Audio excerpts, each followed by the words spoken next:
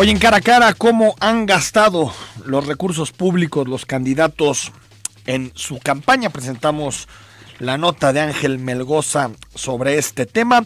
También hablamos sobre la polémica, el polémico decreto de concesión de agua que firmó el presidente Peña Nieto hace algunos días y que para algunos especialistas privatiza el 55% del agua de este país. Y también sobre Donald Trump y su política de separar familias en los Estados Unidos. Comenzamos. A partir de este momento, estamos cara a cara con la política y sus protagonistas. Cara a cara con los temas sociales y económicos. Cara a cara con la agenda de Jalisco. En esta mesa caben todas las ideas. Promomedios Radio presenta Cara a Cara con el periodista Enrique Tusain.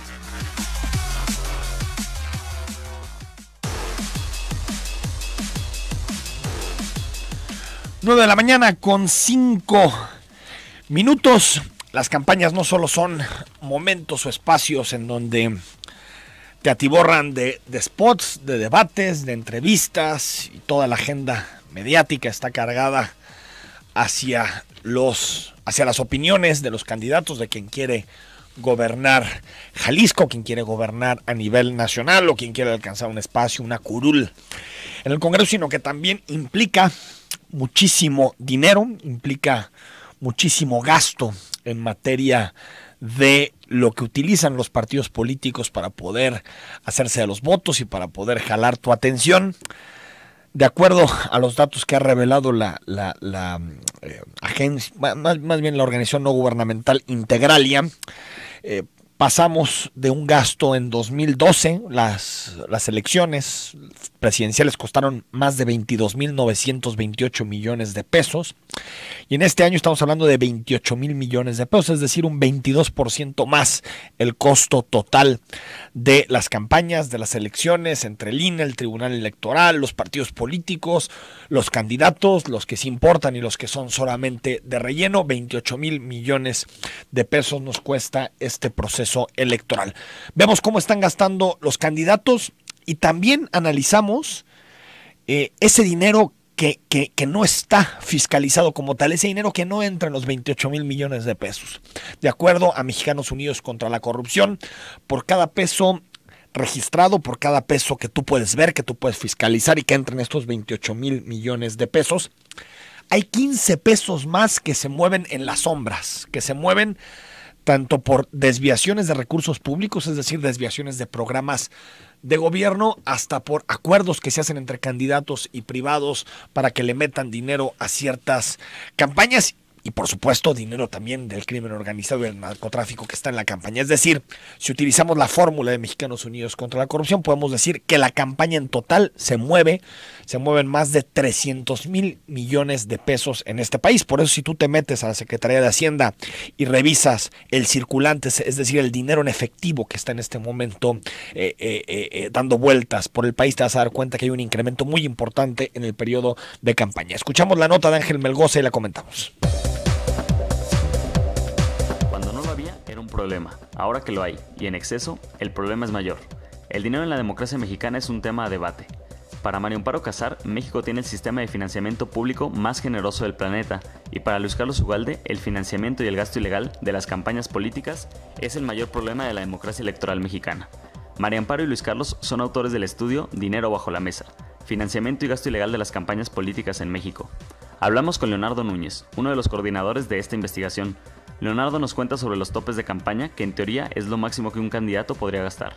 Y encontramos que en promedio los candidatos a gobernador dicen gastar solamente 36% de su tope, es decir, que son austeros. Al pensar en la supuesta austeridad, comparado con el nivel de movilización y gasto que todos vemos de parte de los partidos y sus candidatos, los autores del estudio decidieron ponerse a medir el fenómeno. Hablando de Jalisco, Leonardo nos dijo: el tope de gastos de campaña para la última elección de gobernador, la de 2012, fue de 22 millones de pesos, ¿no? Y cuando tú preguntas y cuando tú estimas los gastos reales, los 22 millones de pesos es muy poco para las características del estado de Jalisco. Uno de los puntos que el reporte destaca es que en promedio, por cada peso que un candidato a gobernador declara, hay 15 más de gasto ilegal. Es decir, en promedio nacional, Hay 15 pesos no declarados por cada peso que sí se reporta, pero en Jalisco la estimación es mayor.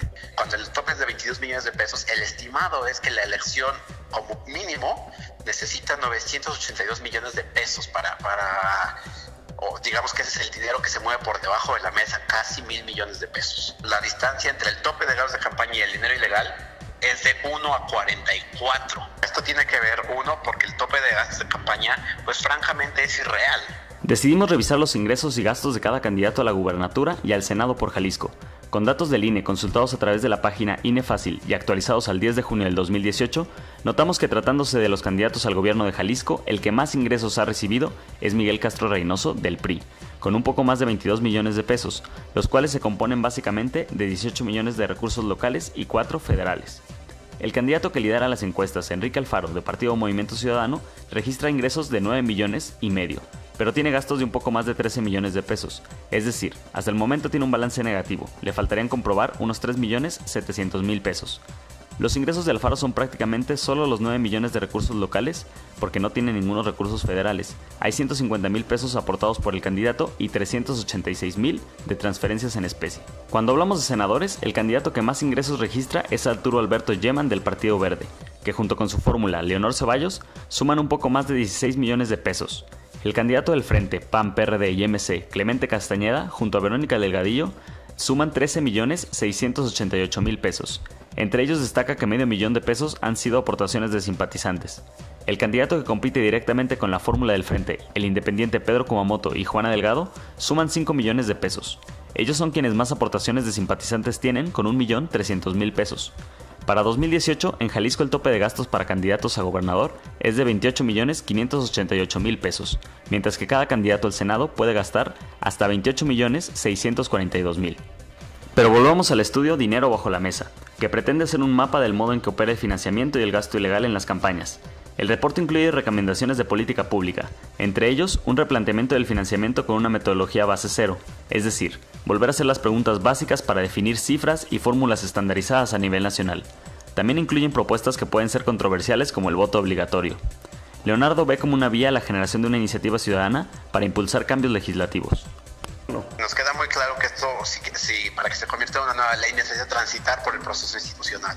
No, finalmente tendrá que llegar a una cámara donde se dictamine, pero ciertamente no descontamos la posibilidad de que podamos explorar vías ciudadanas como ya lo hemos hecho en otras ocasiones. Puedes encontrar el informe completo en la página dinerobajolaMesa.org.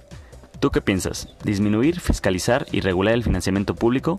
¿Prohibir o elevar el monto de dinero privado?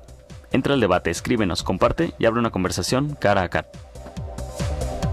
Ahí están los datos que son demoledores sobre lo que se fiscaliza, lo que es transparente, lo que se registra y en realidad lo que se termina gastando en las campañas electorales, en las campañas como esta, donde se eligen tantos puestos de representación. Es impresionante, de acuerdo a la opinión de Leonardo de Mexicanos Unidos contra la Corrupción. Pues en Jalisco se espera que el gasto total en la elección para gobernador ascienda a los 1,000 millones de pesos, es decir, un peso registrado por cada 44 ejercidos en los topes. Es decir, estamos hablando de una diferencia impresionante y uno se pregunta, esos 1,000 millones de pesos, que en buena parte de ellos, el 88 o 90% no se fiscaliza, que son recursos en efectivo, ¿de dónde vienen? ¿De dónde provienen esos recursos? Buena parte de apoyos de gobiernos que están pues detrás de los candidatos, es decir, desviaciones, partidas que se inflan en procesos electorales para apoyar a los candidatos, también de aportaciones de privados y después, ¿por qué nos damos cuenta que aparecen Grupo IGA, OHL, aparecen empresas que son las consentidas de las administraciones, aparecen los moches, los acuerdos, como hemos visto en el debate que ha habido sobre SIOP y sobre la forma en que se asignan contratos, o empresas que son beneficiadas a través de los medicamentos, a través de la compra de medicamentos. ¿Por qué vemos esto? Porque todo comienza en la campaña, todos los factores de corrupción, todos los acuerdos, todos los, digamos, la forma en que se atan con contratos públicos y concesiones precisamente comienzan en las campañas electorales, en donde, de acuerdo a lo que dice Mexicanos Unidos contra la Corrupción, en su estudio de 2 académicos serios, María Amparo Casar y Luis Carlos Ugalde, pues en Jalisco se van a gastar 1,000 millones de pesos en la elección de gobernador, y sí, implican muchísimos acuerdos y muchísimos compromisos que después los candidatos tienen que cumplir. ¿Y cómo van los números? De acuerdo a este corte que hace Ángel de lo que han gastado, a nivel estatal, más de 22 millones de pesos ha gastado Miguel Castro, el candidato del PRI, la mayoría de recursos locales. Y Enrique Alfaro reporta 13 millones de pesos de gasto, de los cuales tiene como ingresos hasta el momento declarados 9.5 millones de pesos en su campaña. En el Senado también vemos disparidades: 16 millones de pesos el Partido Verde, 13 millones de pesos el Frente en ingresos y 5 millones de pesos la candidatura de Pedro Kumamoto. Ahí está un corte de lo que se gasta en las elecciones. Hay que poner mucha atención en el dinero, en los recursos que se utilizan en las campañas, no solo por lo gravoso que son, el hecho de que pensemos que México tiene la democracia más cara del mundo, sino porque esto seguramente es el inicio, la pista de arranque, el punto inicial de muchas cosas que podremos analizar posteriormente, ya cuando sean gobiernos, cómo sean los contratos, quién construye, a través de qué, por qué se concesionan. Casi siempre el origen está precisamente en la campaña. 9:15 a.m. Al regreso hablamos de otro tema que seguramente te interesa, que tiene que ver con el agua. Aquí, entre campañas, entre que estábamos poniendo atención a lo que hacía el Chucky Lozano en el Mundial, pues Enrique Peña Nieto firmó un decreto, y el decreto lo que implica es que se concesiona una buena parte del agua, de 55% de 300 cuencas en nuestro país, que suponen el 55% del total del agua que tenemos como país. ¿Qué consecuencias tiene? ¿Cómo te impacta en tu vida cotidiana? Regresamos para platicar con Mario López, especialista en agua.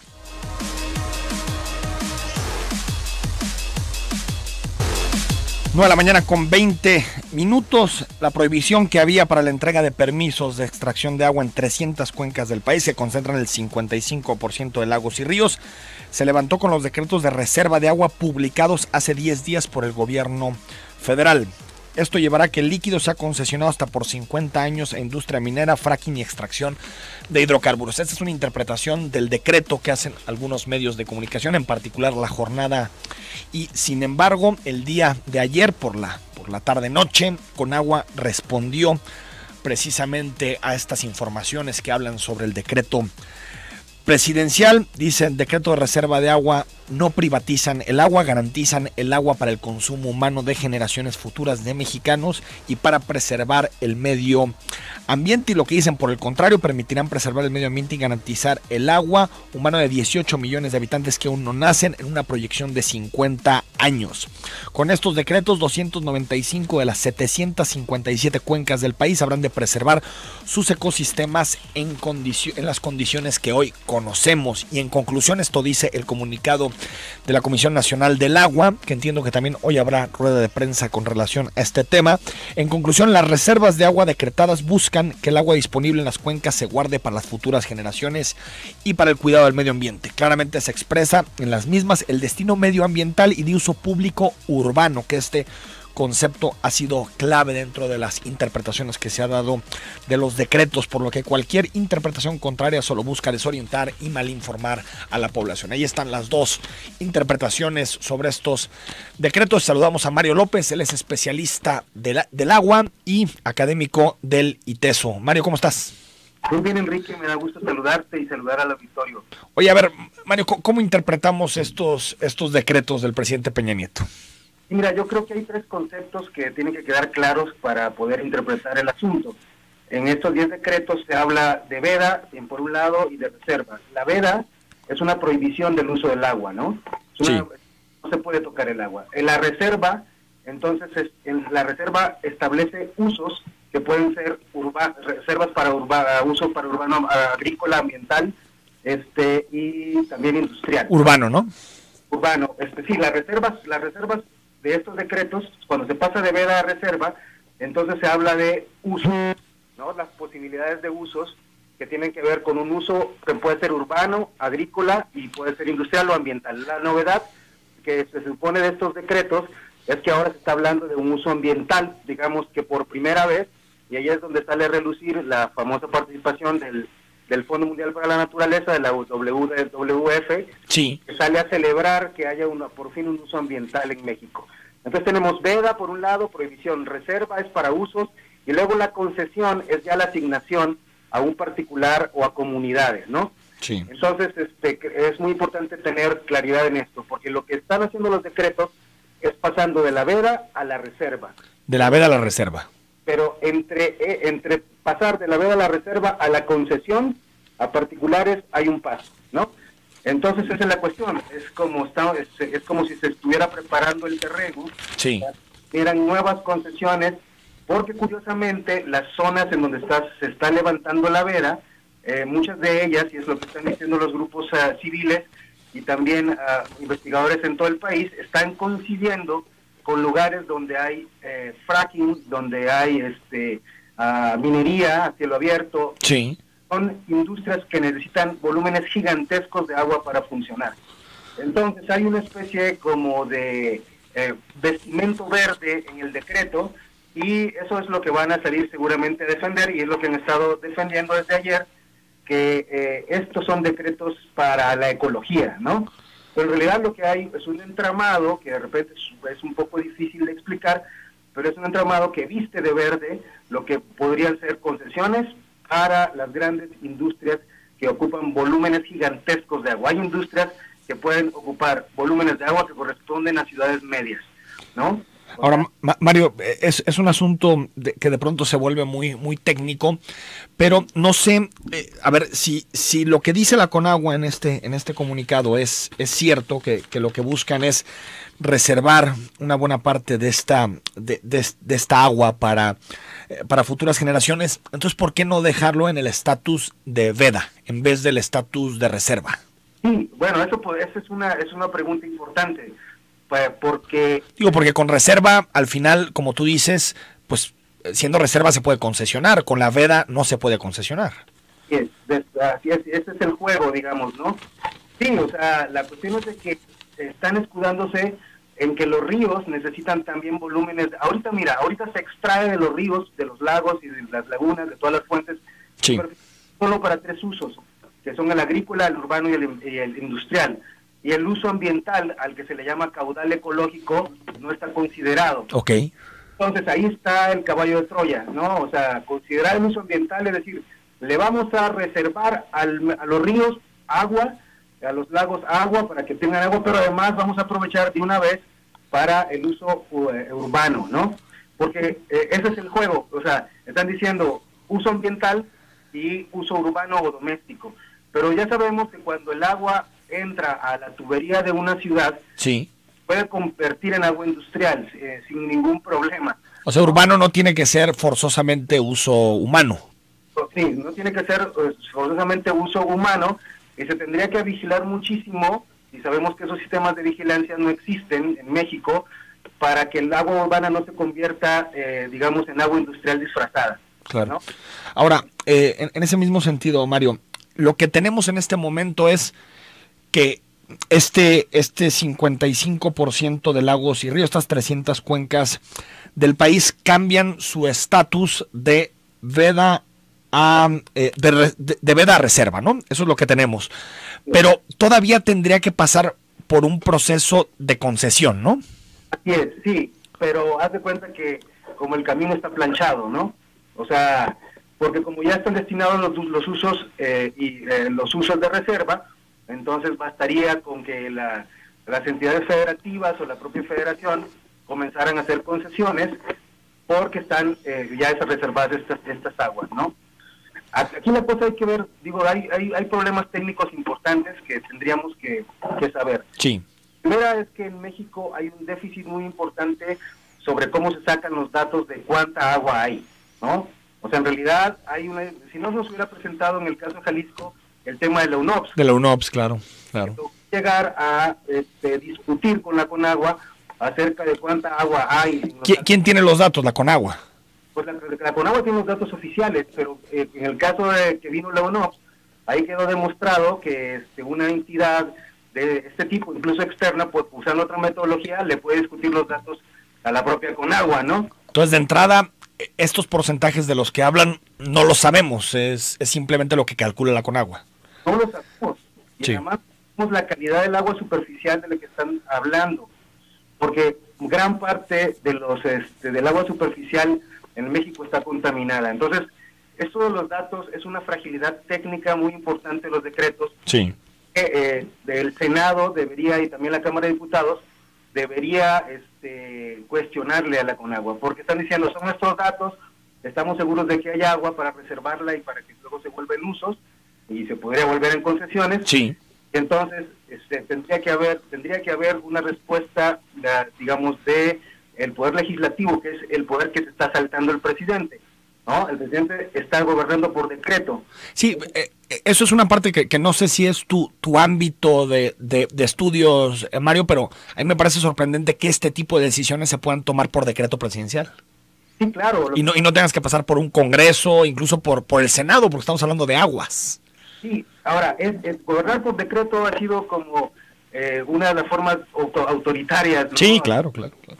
O sea, es decir, hay una consideración técnica que se supone para beneficio social y entonces pues se gobierna por decreto, ¿no? O sea, en beneficio de la sociedad y saltándonos al poder legislativo. La cuestión es de que eso también vuelve frágiles a los decretos, porque otro presidente puede venir y anular los decretos.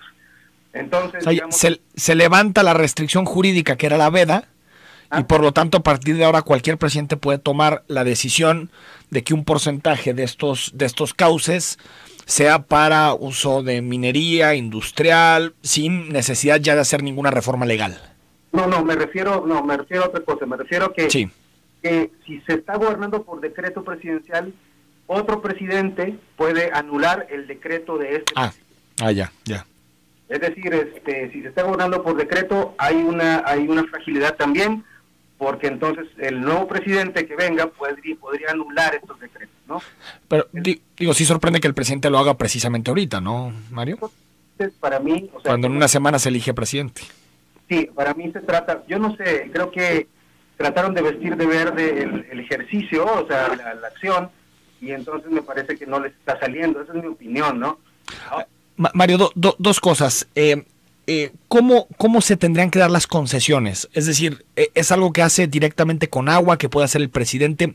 ¿Cómo se hace una concesión de agua en México? La hace con agua, ¿no? O sea, evaluando la presentación de un proyecto, por ejemplo, un proyecto industrial, o también hay concesiones agrícolas muy importantes, que ese es otro tema, es decir, los decretos están, los decretos están advirtiendo que las comunidades rurales o las concesiones en general que no estén vigentes van a ser anuladas.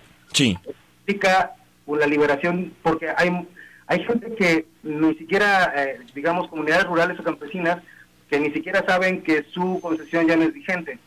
Entonces tendrían que salir corriendo a hacerla vigente, porque si no se van a quedar, esa agua la puede tomar la CONAGUA y concesionarla a otras regiones o a otras comunidades o empresas, ¿no?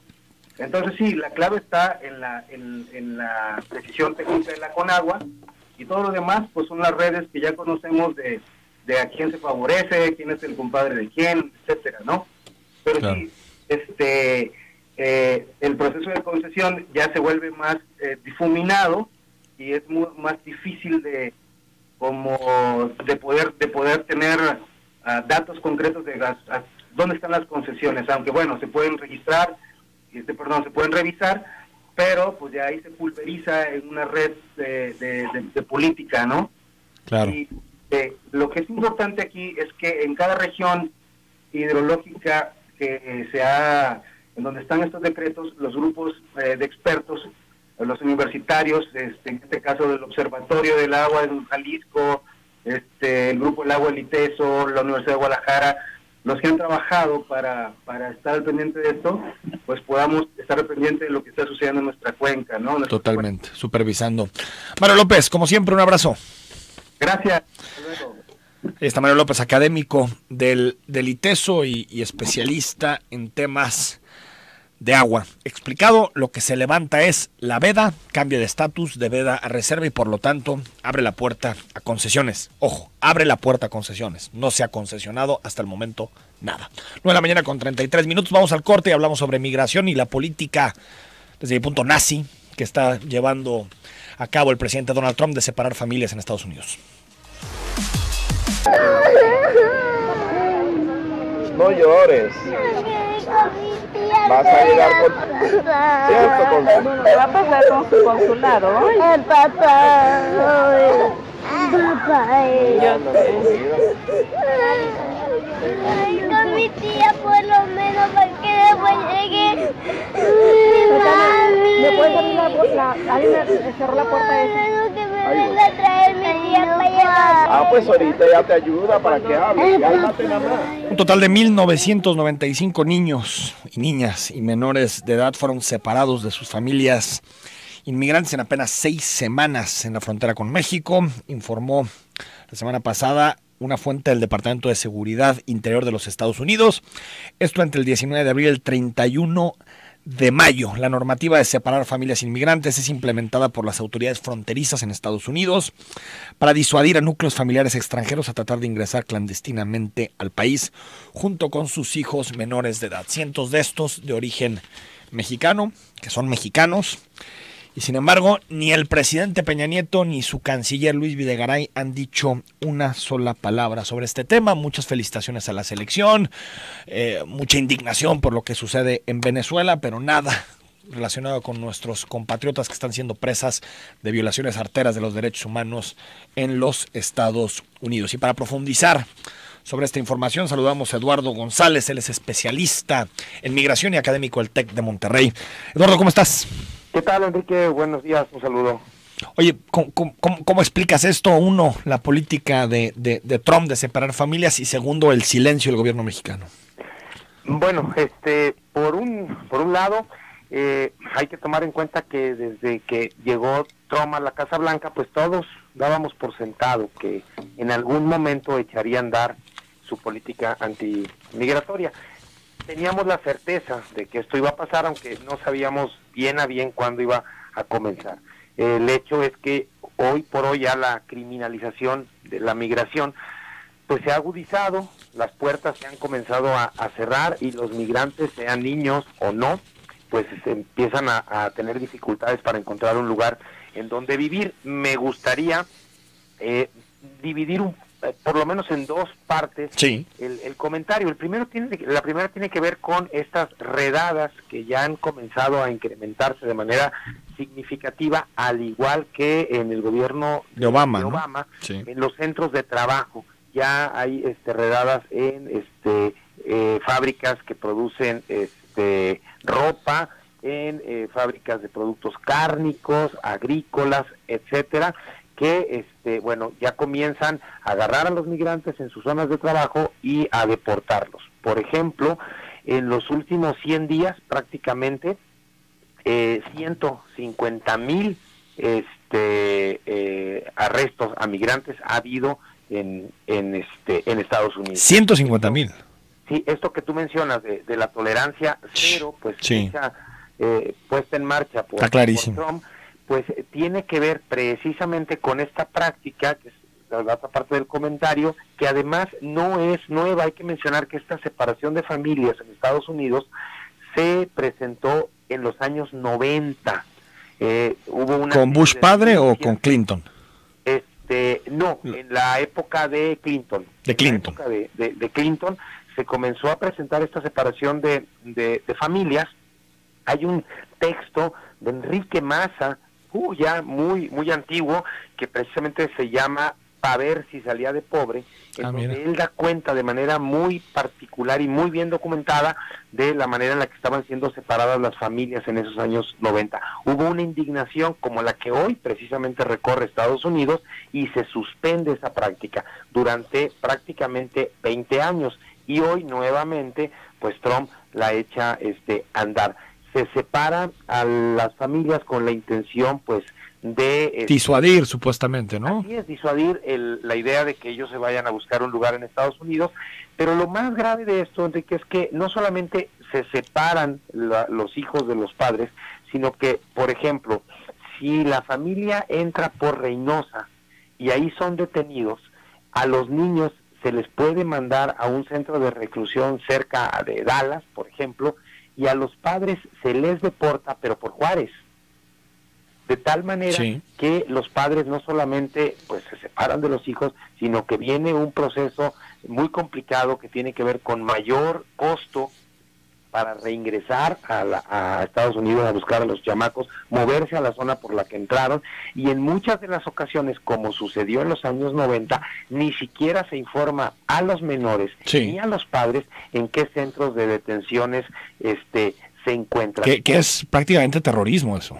Sí, o sea, hoy, por ejemplo, las mismas autoridades de Estados Unidos afirman que tienen por lo menos a casi 11,000 menores no acompañados en custodia. 11,000. Recordar que estos 11,000 menores los mantienen en custodia, después se los pueden entregar a algún familiar que así lo reclame en Estados Unidos, porque la ley migratoria en Estados Unidos prohíbe que algunos de los menores que no vengan, o los menores que no vengan de Estados Unidos, de México o de Canadá y sean detenidos en la frontera, no pueden ser regresados hasta su país. Oye, de tal manera que se quedan varados en Estados Unidos esperando que algún familiar vaya por ellos, los reclame. Oye, Eduardo, ¿y el gobierno mexicano? Y bueno, y por otro lado, pues no solamente esto que tú mencionas del silencio atroz del canciller y del mismo Enrique Peña Nieto, sino que pues yo aquí traigo un dato a la mano que indica que mientras esto sucede en Estados Unidos, aquí en nuestro país solamente de enero a abril de este año México ha deportado a 35,000 centroamericanos. 35,000. No solamente no dicen nada, sino que de familias de mexicanos. Aquí somos buenos aprendices, ¿no? Sino que aquí, así es, se hace todo el trabajo sucio que indica el Departamento de Estado para detener la migración centroamericana en una evidente externalización de las fronteras estadounidenses, y se deportan prácticamente a 35,000 centroamericanos solo hasta abril. Habría que tomar en cuenta de mayo y los que van al día de hoy. Y ahí también separas familias, ¿eh? Sí, por supuesto. No es un asunto nada más de devolver al padre, a la madre, se separan familias siempre. Así es prácticamente la misma estrategia echada a andar en la frontera sur de Estados Unidos, la que México echa a andar no solamente en Chiapas, sino a lo largo de todo. Ahora, un posicionamiento, yo no sé si tenga que ver si arrodillarse frente a Trump y su gobierno tiene que ver con la presión de algunos para que se logren acuerdos en el Tratado de Libre Comercio. Mejor no hay que hacer enojar a Trump, en una de esas nos pone un arancel, pero estamos hablando de que México perfectamente podría abanderar un tema de estos frente a otros países, utilizar organizaciones multilaterales, y sin embargo prácticamente nada.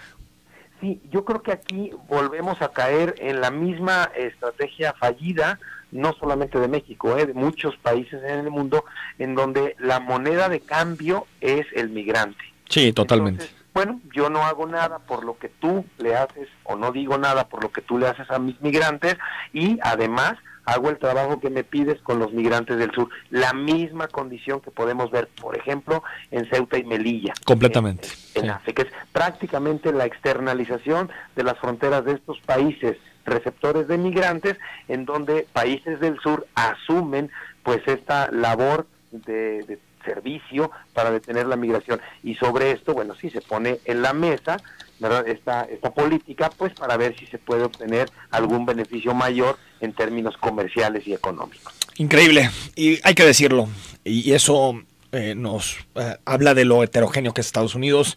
Hay divergencias en Estados Unidos por esta política. Yo hoy leí en la mañana a los dos periódicos más importantes de los Estados Unidos, al Washington Post y al New York Times, uno de centro derecha, uno de centro izquierda históricamente, y realmente los dos están de acuerdo en que la política de Trump es inhumana. Hasta su esposa ha dicho que es inhumana. Incluso los dos partidos. En términos de partido político, no de partido en el gobierno, han denunciado esta política. Prácticamente todas las primeras damas de Estados Unidos también se han manifestado en contra de esta política, incluso el tuit de la esposa de Donald Trump diciendo pues que eso no debe de suceder. Creo que es en este momento la dinámica más complicada que tiene Trump en términos de migración desde que llegó a la Casa Blanca. Eduardo González, un saludo, gracias. Hasta luego, un abrazo. Eduardo González, especialista en migración, busquen sus libros, realmente son muy entretenidos, es una mezcla de historias. Eduardo González se ha ido con coyotes, con los migrantes, ha atravesado fronteras, tiene el libro de Frontera Vertical, con todo y triques. Si usted quiere conocer mucho más de las experiencias por las que tienen que pasar los migrantes para llegar a Estados Unidos o los migrantes centroamericanos para llegar a México. 9 de la mañana con 48 minutos. Al regreso hablamos sobre tus mensajes o leemos tus comentarios y también pasamos una pequeña entrevista, un comentario que tuvimos con Alfredo Figueroa por la denuncia que puso al frente contra MID por el caso Odebrecht. 9 de la mañana con 52 minutos. El caso Odebrecht, es decir, la forma en que distintas, o más bien esta empresa transnacional de Brasil ha influido en campañas electorales, pagando campañas electorales, pues se ha colocado en el centro del debate en América Latina. Y ayer la campaña de Ricardo Anaya puso una denuncia contra José Antonio Meade por firmar unos contratos favorables a una subsidiaria de esta empresa brasileña. Escuchamos algunos de los comentarios que nos hizo Alfredo Figueroa, parte de la campaña de Ricardo Anaya, y regresamos para leer tus comentarios.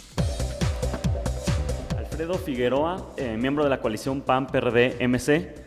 Hay un supuesto fraude por más de 5,000 millones de pesos que habría generado pérdidas por más de 40,000 en los próximos años para Pemex y para la economía del país. Señalan ustedes un fraude transeccional en el que estarían implicados Enrique Peña Nieto, José Antonio Meade, el que sería también miembro del gabinete de Andrés Manuel, Javier Jiménez Espriu, e incluso el expresidente Felipe Calderón. Dicen que ahora la denuncia la hacen porque el fraude pretende continuarse en el gobierno que derive de las elecciones presidenciales. Mi pregunta, Alfredo, es ¿cuáles son sus pruebas de este supuesto fraude? Mira, lo que hemos señalado es que hoy por hoy la Auditoría Superior de la Federación ha acreditado un desfalco en Pemex por cerca de 2,000 millones de pesos en términos de pérdidas, merced al contrato que ha firmado Pemex con la empresa Odebrecht. Ese no es una especulación, es un elemento que está acreditado nada menos que por la Auditoría Superior de la Federación. Muy recientemente tuvimos la revelación de un contrato que acredita que Pemex entrega etano a la empresa filial de México de Odebrecht con un 30% de descuento del valor de mercado, lo cual está generando pues ya lo digo, un asunto en contra del propio patrimonio nacional. Entonces, cuando se habla de 40,000 millones, se habla de esta cifra en la medida en que este contrato es por 20 años. Es decir, el tema de Odebrecht en México sigue vivo y tiene, por desgracia, cada día un desfalco al erario público y además al consumo de las mexicanas y los mexicanos. 9 de la mañana con 55 minutos. Hay una parte de la opinión de Figueroa, parte de la campaña de Ricardo Anaya. Hay que ponerle lupa a este caso de la transnacional brasileña que ha generado impactos en Perú, en Brasil, en otros países latinoamericanos, ha hecho caer gobiernos. Y por cierto, quien en su momento se metió a investigar este caso, Santiago Nieto, el exfiscal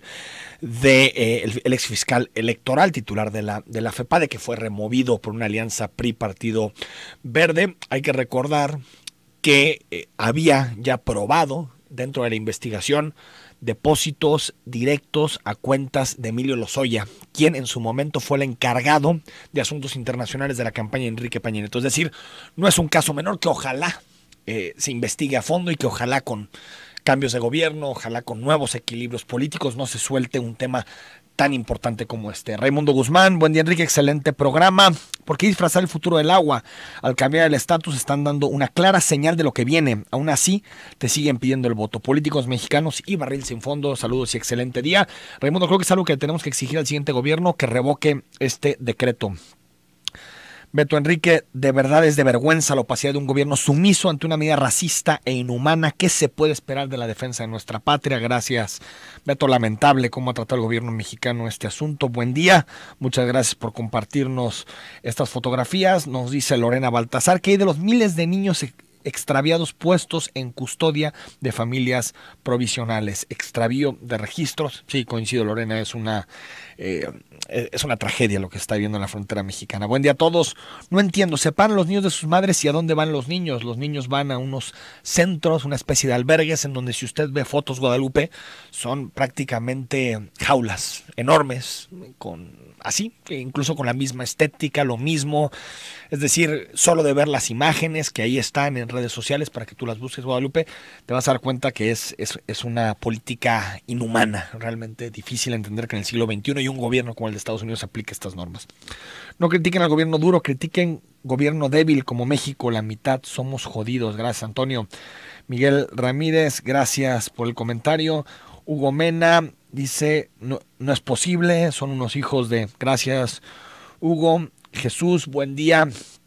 Es el colmo de este gobierno. Se debe anular este decreto, el uso de agua ante sus consecuencias. El presidente no es autónomo, para eso tenemos al Congreso, para evitar que un mal presidente como este hunda al país, tal como lo está haciendo. Tampoco funciona el Congreso, pues no pasó por el Congreso en este caso, Hugo. Patricia Pulido, pero si antes de que salga Peña Nieto él mismo otorga las concesiones, ¿qué pasaría? Pues de acuerdo a lo que nos dijo nuestro especialista, no pasaría nada. Lo puede hacer porque ya se levantó el decreto. Gracias, Patricia, hay que estar atentos. 6482, este tipo de decretos son verdaderas traiciones a la patria. Noelia Plasencia, buenos días, no entiendo esto de la privatización, qué bueno que lo explica, Noelia. Si tienes alguna otra duda también se la podemos trasladar al especialista. Yoles, mil gracias, te agradezco mucho.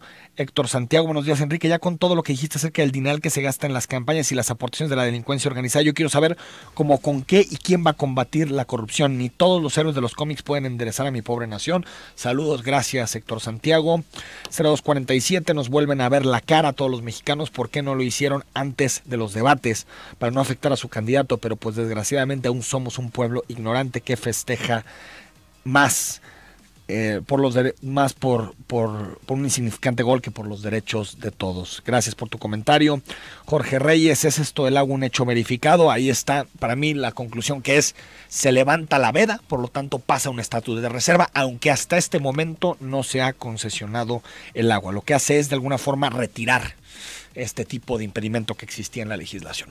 Seguiremos tratando este y más temas. Mañana está con nosotros quien busca ser reelecto como presidente municipal de Zapopan, Pablo Lemus. El jueves, Clemente Castañeda, quien aspira a llegar a una curul al Senado. Y el viernes tenemos una entrevista exclusiva con Tatiana Cloutier, mano derecha de Andrés Manuel López Obrador. Soy Enrique Tucen y hasta mañana a las 9.